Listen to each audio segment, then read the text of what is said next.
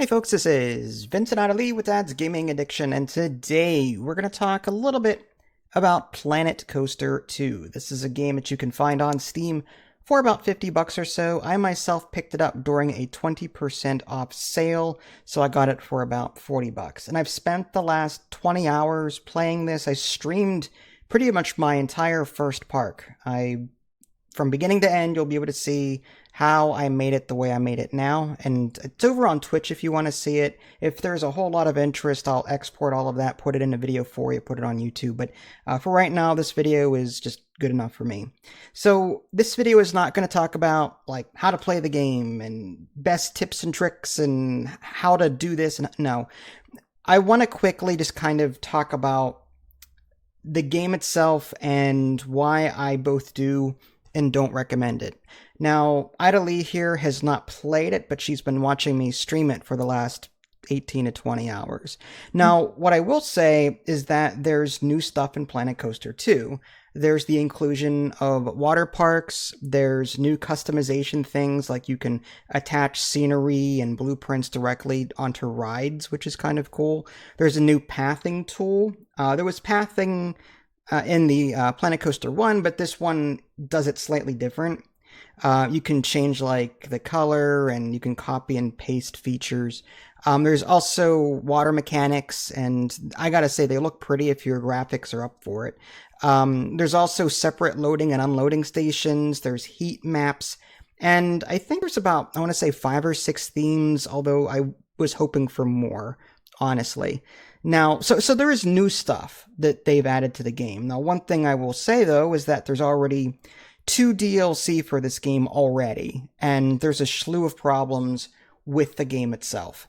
So, despite the bugs, Frontier is doing its Frontier thing, and it's already releasing a crap ton of DLCs, because I guess they're greedy.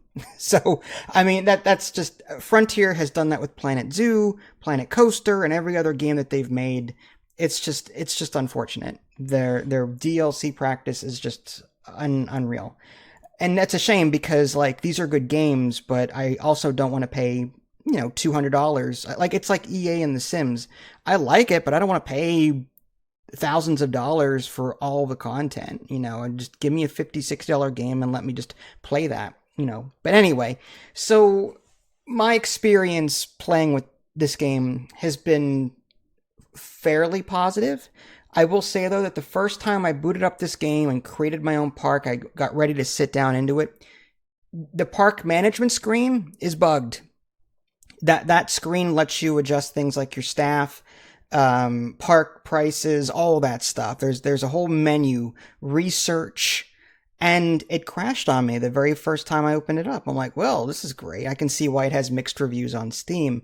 And it seemed like 5 times out of 10, or about half the time, every time I open it up, it would crash to desktop. So, like, how can you do that? How can you be releasing DLCs when the game crashes when you're opening an essential part of running your park, that your park management screen? So again, it's just weird stuff like that. I've also noticed some weird pathing. I get notifications that guests can't find their way out, and sometimes they're stuck in midair, sometimes they're walking in place. It's just they're not doing things like they're getting stuck is what I'm trying to say.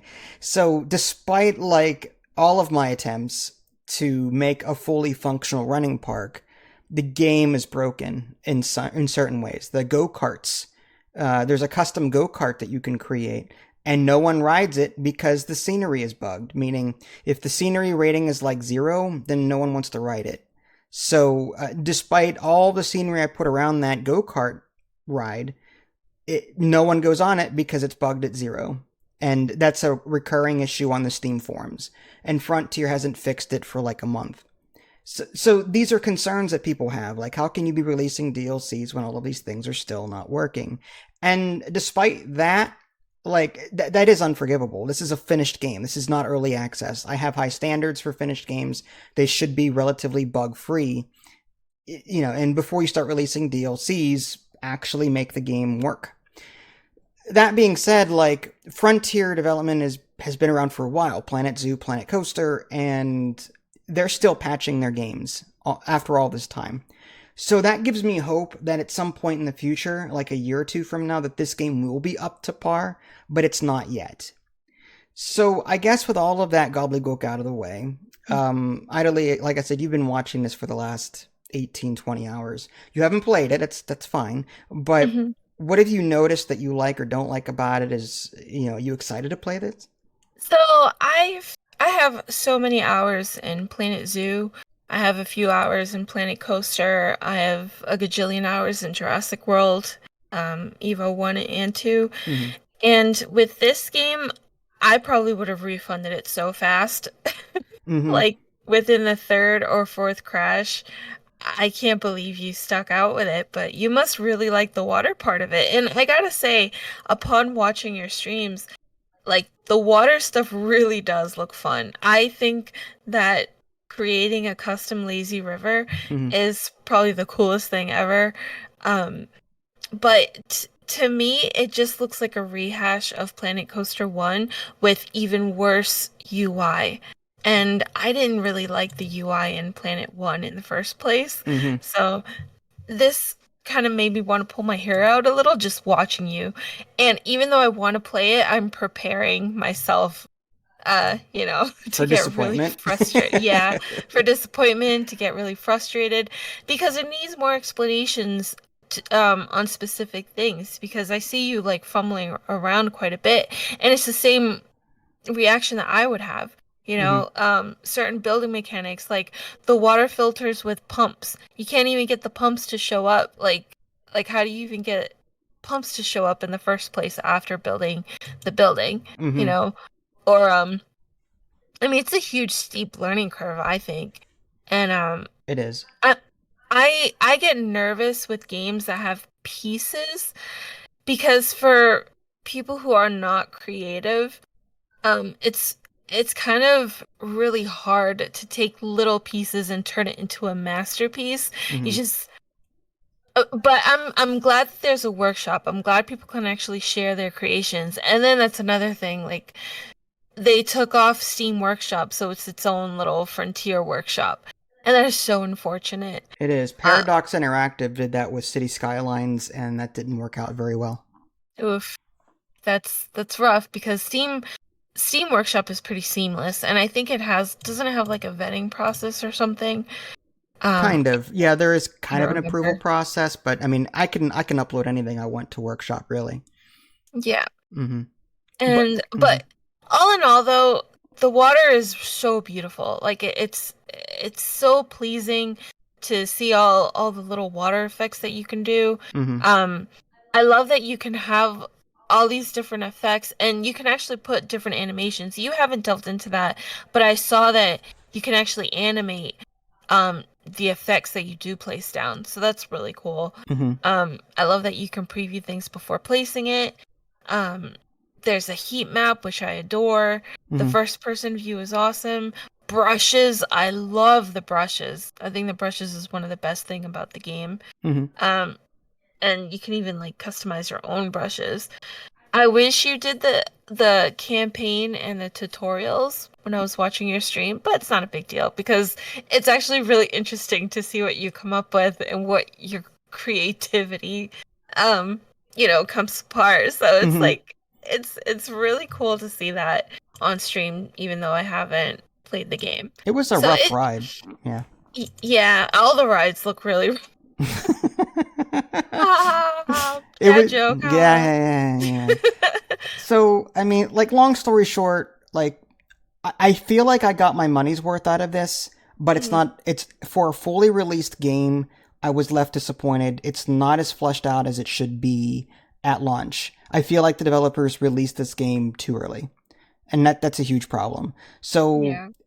I feel like I need to give more time for this game to cook. I got it for $40 instead of 50, so there's that. But at the same time, it's just if you are new to the series as a whole, go buy Planet Coaster 1 because it's dirt cheap right now. And I don't know how long it's going to be dirt cheap, but it's going to be cheap for a while. And I would say see if you like that, because if you can get into Planet Coaster 1, I think you'll have a lot of fun with that for a while until they fix all of the issues that Planet Coaster 2 has. And if you can stomach, even Planet Zoo around, if you get into that game a bit, I think those are the games to try first before delving into Planet Coaster 2. But if you have all of those other games, it just comes down to whether or not you can stomach a half finished game. Some people will, I'll say this as nicely as possible. Some people will throw money at a company regardless of whatever game they release and whatever state it's in. Some people will do that. And then others will actually have standards and go, no, this is supposedly a finished product and there's all these bugs. Like, that's me.